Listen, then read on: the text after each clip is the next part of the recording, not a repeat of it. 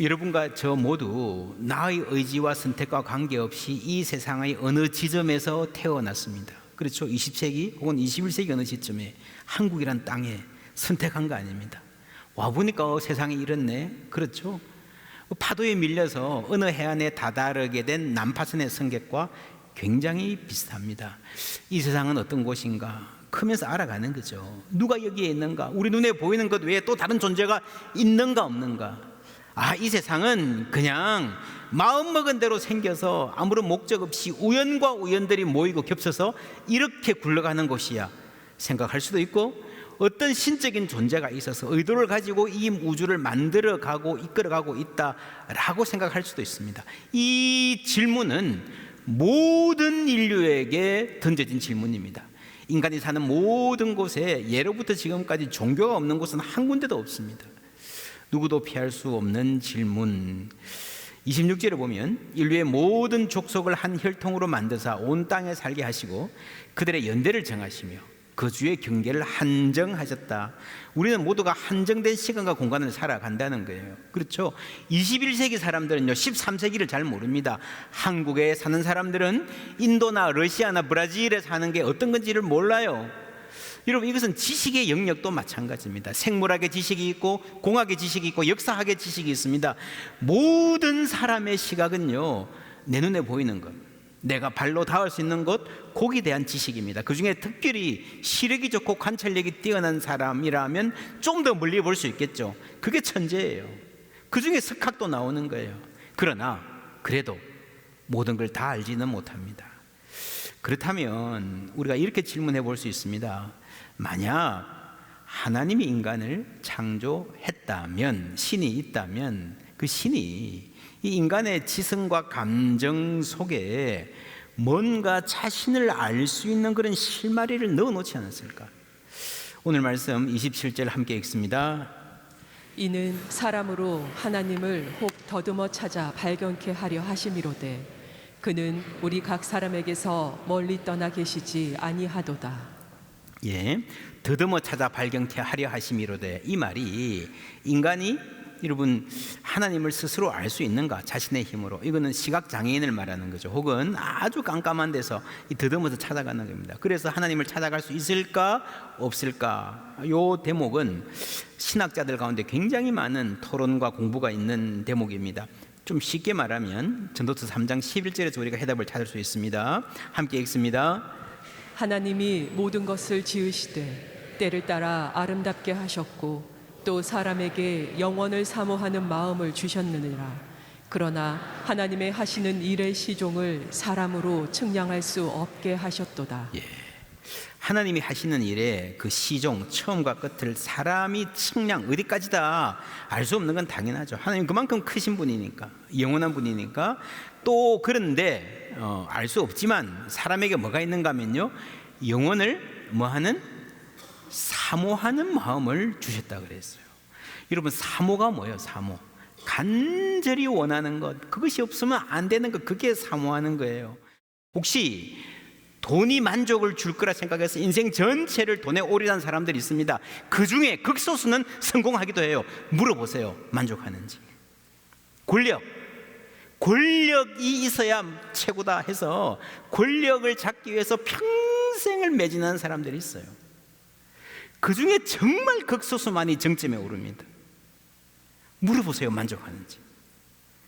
인간은 이 세상 것으로 절대 만족할 수 없는 존재입니다. 이것이 인간이 짐승보다 힘들게 사는 이유이면서 동시에 인간이 위대한 이유입니다. 인간은 짐승과 다르게 이 세상 위에 다른 것, 영혼을 사모하는 마음이 있어요. 뭔가 다른 것이 있어야 된다는 걸 압니다. 그러나 스스로 그 영혼을 알 수도 없고 확보할 수도 없습니다.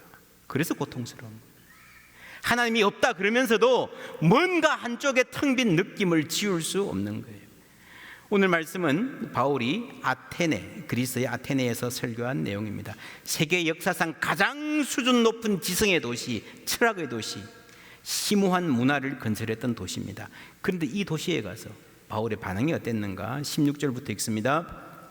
바울이 아덴에서 그들을 기다리다가 그 성에 우상이 가득한 것을 보고 마음에 격분하여 회당에서는 유대인과 경건한 사람들과 또 장터에서는 날마다 만나는 사람들과 변론하니 지성으로 명성이 높은 도시인데 정작 가보니까 우상이 가득한 거예요.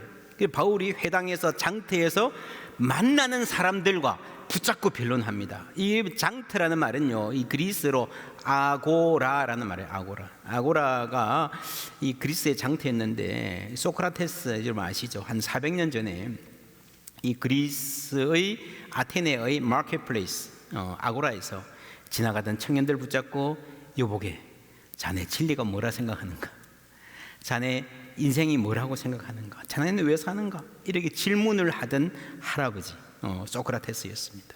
여러분, 철학은요, 질문하는 힘에 있습니다.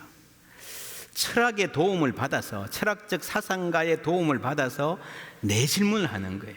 내 문제를 내가 붙잡고 실험할 줄 아는, 그게 진짜 철학입니다.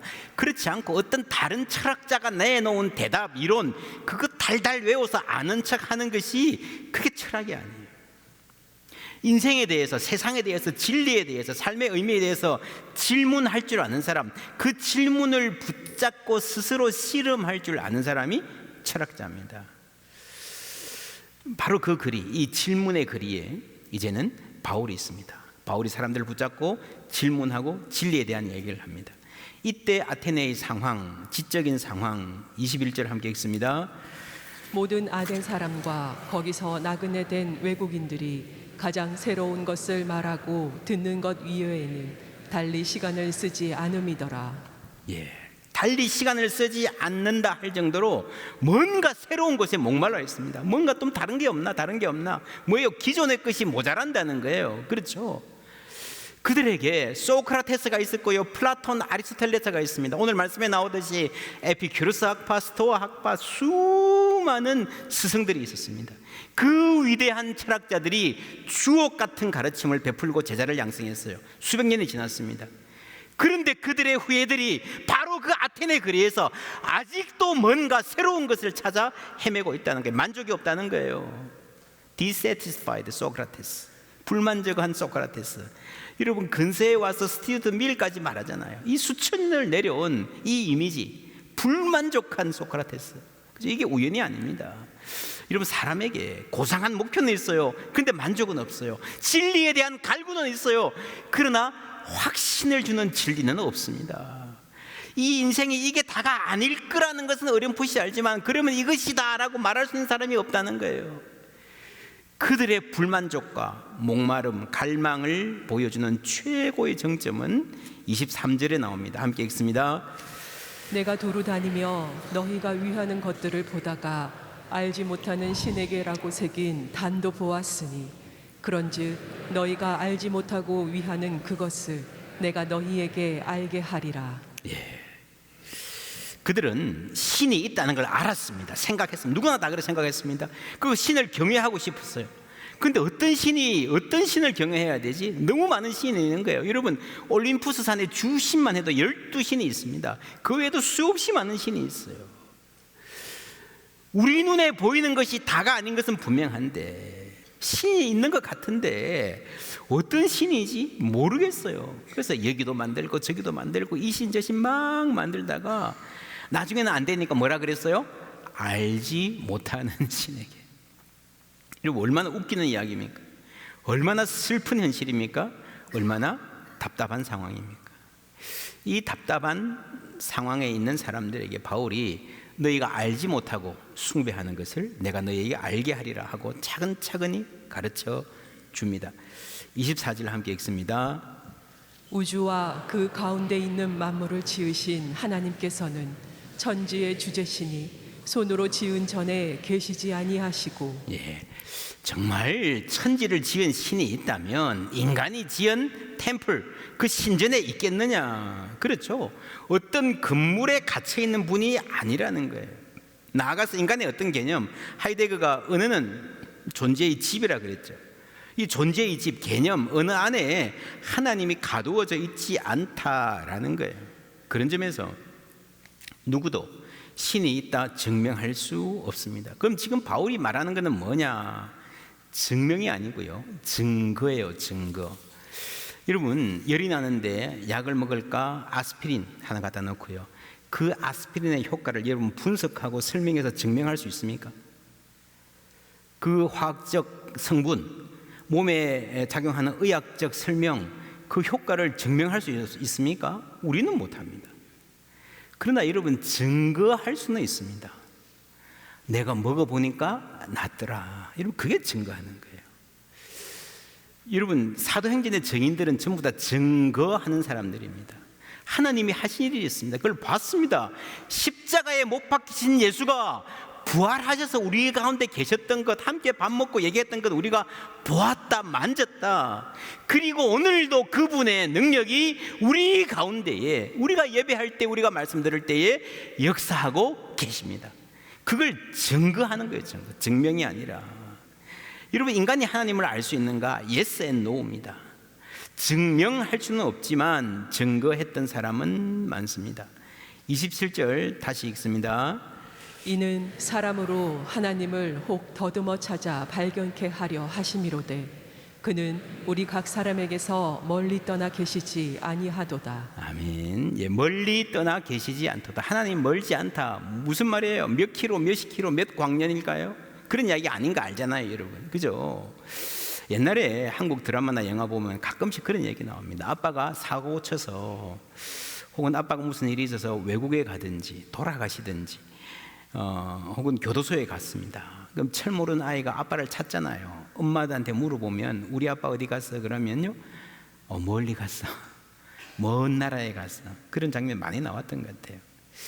이게 뭐 할 수 없이 거짓말 하는 것 같기도 한데 나름의 진실이 있습니다. 여러분, 버스 타고 30분만 가는 교도소에 있어도 이 담장이 가로막고 있기 때문에 못 만나는 거예요. 먼 거예요. 여러분, 그런데 먼 나라 가셔서 한번 생각해 보세요. 이거 자체가 옛날 이야기예요. 요즘 같은 세상에 먼 나라가 어디 있습니까? 우리 아빠는 아프리카 계신데 집에 일이 있으면 내일 와, 내일. 그렇잖아요. 내일이 하루면 옵니다. 거리가 멀어서 먼 곳은 없어요. 비자가 없어서 못 가고 비행기 싹시 없어서 못 가고 어떤 상황이 있는 거지. 그리고 결정적으로 먼 것은요, 여러분, 마음이 없다는 겁니다. 마음이 멀면요, 못 만나는 거예요. 여러분, 생각해 보세요. 내가 지금 미국 뉴욕에 있다, 뉴욕 시티에 있다. 나에게서 미국 대통령이 워싱턴 DC에 있으면 어느 정도 그린가? 미국 대통령이 뭔가, 한국에 있는 내 친구가 뭔가, 누가 더 멀리 있습니까? 자, 뉴욕에 있는 한국 사람한테 미국 대통령이 뭡니까? 한국에 있는 친구가 뭡니까? 물리적 거리로는, 그죠? 한국 친구가 멀죠. 근데 한국에 있는 친구는요, 보고 싶으면 비행기 타면 여러분 20시간 안 걸려서 와서 만날 수 있습니다. 그렇잖아요. 미국 대통령은 물리적 거리는 4시간만 운전하면 가도요, 못 만나죠. 하나님이 우리와 멀리 계시지 않다는 말이 무슨 말인가? 이런 만남에 있어서 가장 중요한 것은요, 거리가 아니라 뭐다? 의지입니다. 의지. 멀지 않단 말은 그 말이에요. 하나님이 우리를 만나고 싶어 하신다는 말입니다. 뭐든지 이런 만남이 성사되려면요, 가장 중요한 것은 당사자들의 의지예요. 만나는 방법은 누가 만듭니까? 내가 대통령을 만나려면 어떻게 만나요? 나 다음 주 목요일 오후 3시에 시간 있는데 대통령 그때 오라 그러세요. 포항에 아주 멋진 카페가 있습니다. 오라 그러세요. 말이 돼요, 안 돼요? 안 되죠. 이 보통 사람이 대통령을 만나려면 최소한 백악관이 정해주는 시간에 그 장소에 맞춰서 가야 돼요. 내가 대통령을 만나려면 방법과 시간 누가 정합니까? 대통령이 정하죠. 우리가 하나님을 만나려면 그 방법을 누가 정합니까? 하나님이 정하는 거예요. 내 생각에 이쯤이면 하나님이 좋아하시겠지, 그걸로 안 통한다는 거예요. 하나님은 손으로 지은 전에 계시지 않는단 말이 그 말이에요. 하나님 여기서 만나요. 우리가 정말 멋지게 하나님이 거하실 처소를 휘황찬란하게 지어놨어요. 얼마나 멋집니까? 이 정도면 하나님 오실만 하지 않습니까? 아니라는 거죠. 파르테논 신전 여러분 얼마나 멋집니까? 그게 뭐 제우스 신전 당대의 최고의 건축 기술과 이런 미학이 동원된 신전들이 아테네에 있었습니다. 이 정도면 하나님 오실만 하겠지. 이 정도면 우리가 신을 만날만 하겠지. 거기에 그 문화에 최선이 투입되었습니다. 근데 여러분 인간의 생각이죠.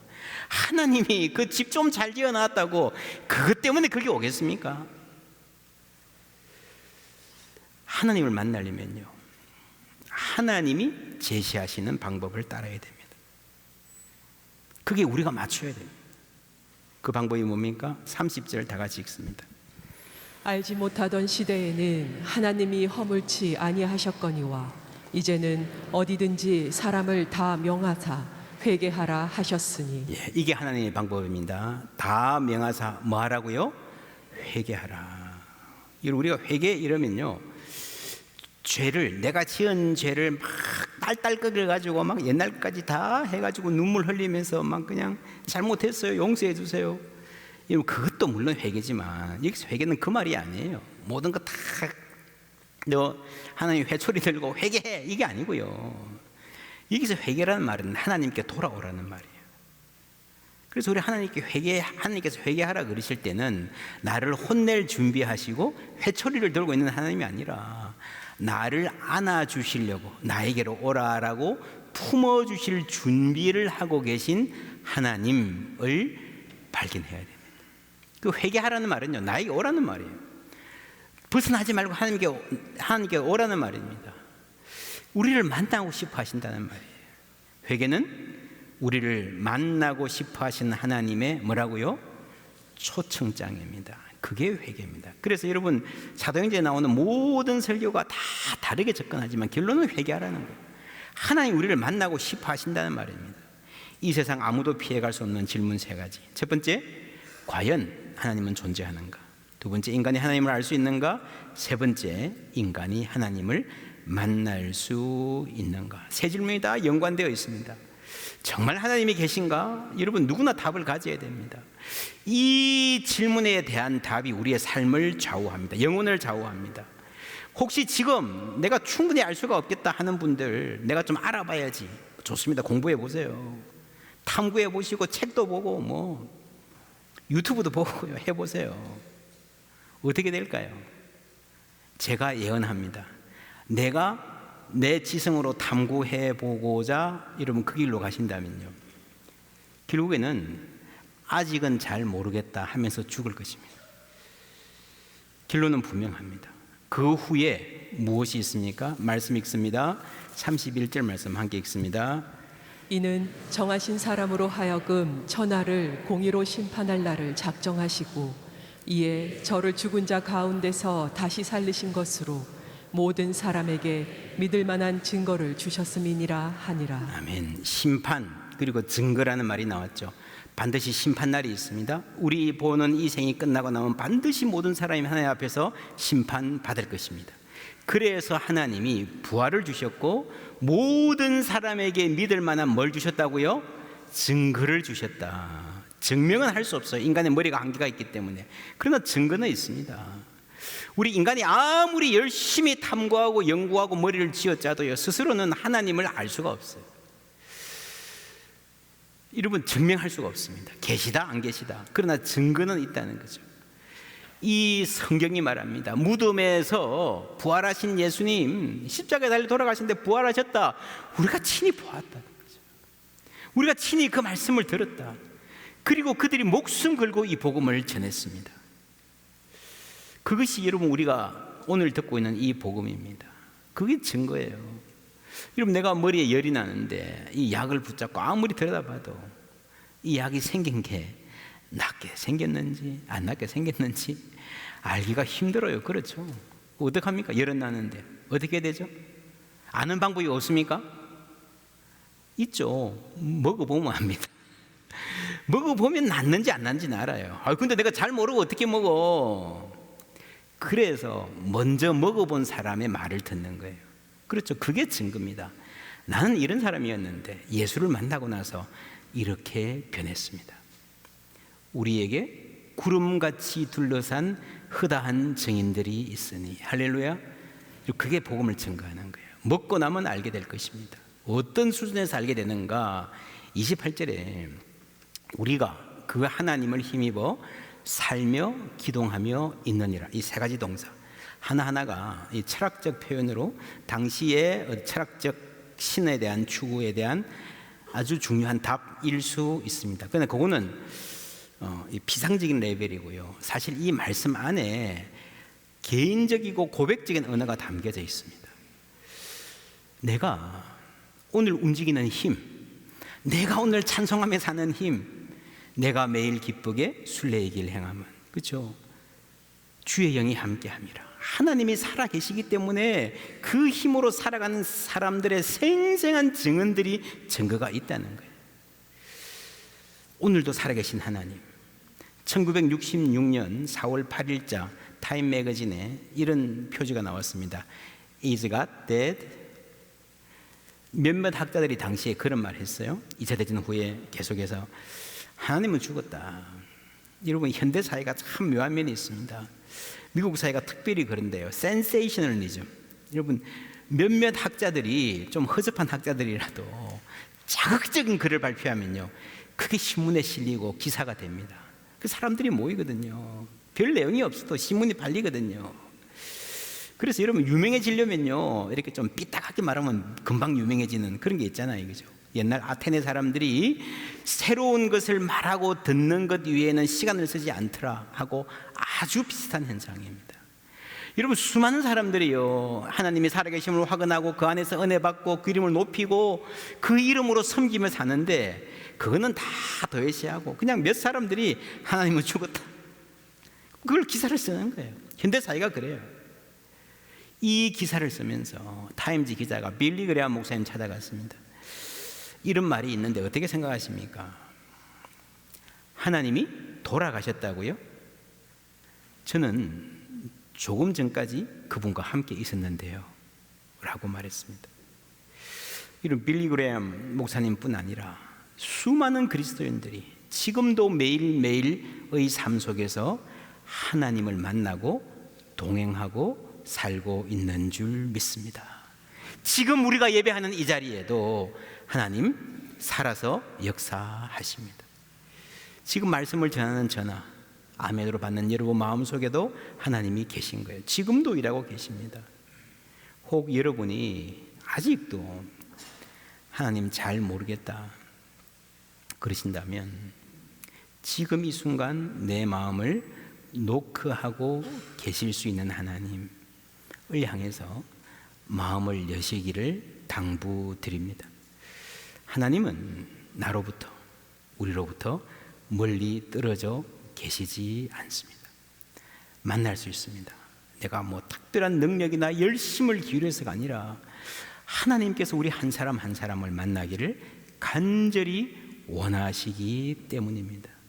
그리고 우리 마음 가운데에 영원을 사모하는 마음, 하나님을 그리워하는 마음을 하나님이 심겨주신 거예요. 아, 이게 그거구나. 내 마음이, 그래, 내 마음에 이런 생각들이 바로 그거구나. 누구든지 주께로 돌아오면 하나님 백성이 될 수 있고 그 안에서 살아갈 수 있음을 믿습니다. 그리고 오늘 바울이 그랬듯이 우리가 그를 힘입어 살며 기동하며 있느니라. 매일 아침에 일어날 때마다, 걸음을 옮길 때마다 하나님 주신 힘으로 살아가는 복된 우리 되기를 주님의 이름으로 축복합니다.